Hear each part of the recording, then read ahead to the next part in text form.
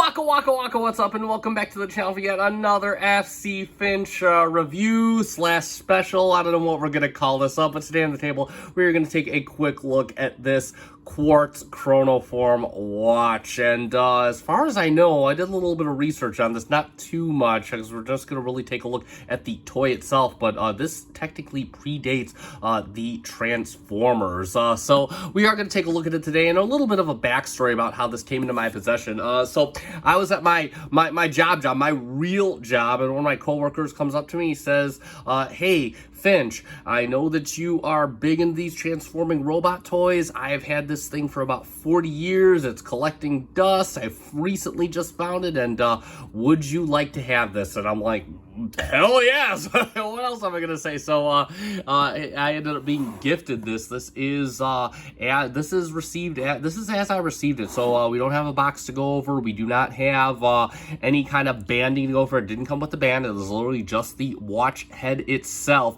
This thing is also out of batteries, I should say. I mean, they died a long time ago. What do you want? So we're not really going to go over the functions. I did kind of briefly look them up, so I can only assume that the red button is for hours, the blue is for minutes. But again, for all you aficionados of old toys, feel free to correct me in the comments.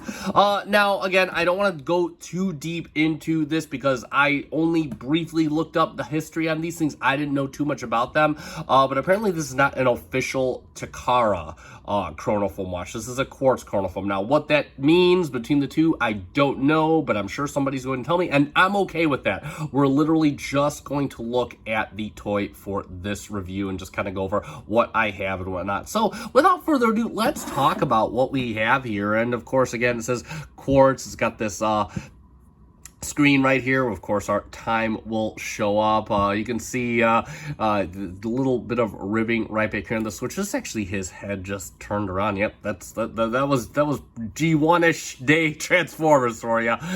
He's got some molded detail right down here. This is all plastic, by the way. Save for whatever workings are inside here.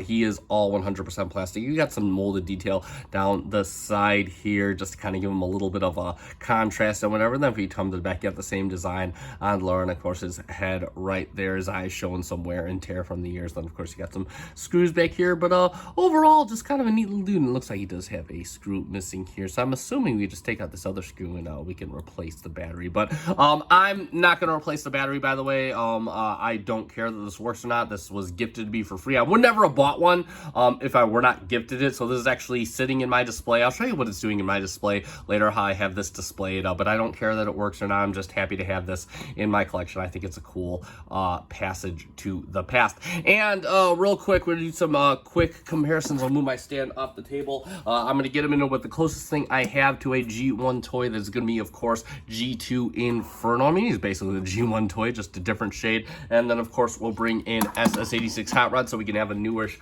toy in there. And then we'll also get a masterpiece comparison there with MP18 Streak, so you can see how he looks, just how we are going and how we're going and how we've been. And that's pretty much it for our comparisons. I'm gonna move these guys off the table. Let's get him transforming up into his robot mode. Spoiler alert, it's not that hard. So what we're gonna do is we're gonna rotate the head around, and then of course we can bring down the legs. It just comes off. There's a hinge here and a hinge here, and then we can bring down the other leg just like this, and then you can swing out the arms. You just use this lever right here, and boom, he's got his Fist of Fury. Same thing. And the other ones, they've stopped working over here, so as the other one comes out.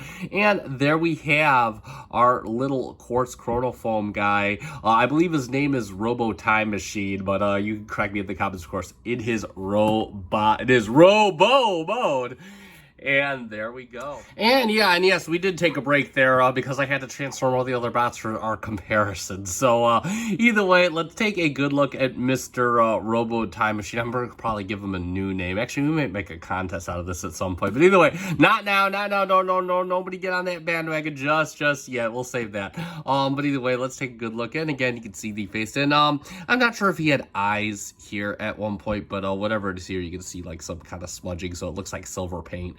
right across here for his little visor, but it is starting to deteriorate just a bit. Overall, he's in pretty solid condition. Again, he's pretty much got the watch for his tummy. You are treated to some more molded detail, which is actually really cool. You know, I never had many G1s as a kid, so it's really cool to see some more molded detail in his newfound pelvic area. It does look really, really good. He even got it in the lower thigh area. It does look really, really good. Moving to the back again, it's pretty much mostly for the back, just pretty much plain Jane back here. Nothing really going on. It's a G1 toy. What do you want? And I believe this is the post that attaches to the watch band that this once was in at one time.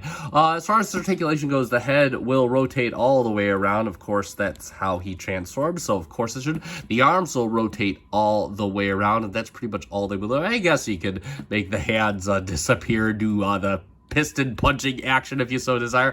Absolutely nothing at the waist, and you can go out for a nice fusion kick at the side. That's the only fusion kick you get. He does give you over 90 at the knee just due to transformation, and yeah, that's pretty much it for his articulation. Not much out of this guy, and of course we'll do some quick comparisons. He doesn't have any any accessories that he did have. I don't have with this guy. This is all I got, so no accessories with this guy. And of course we'll bring in let me raise the camera just so we'll bring in, of course, our only G1 comparison, or G1-ish comparison that I have.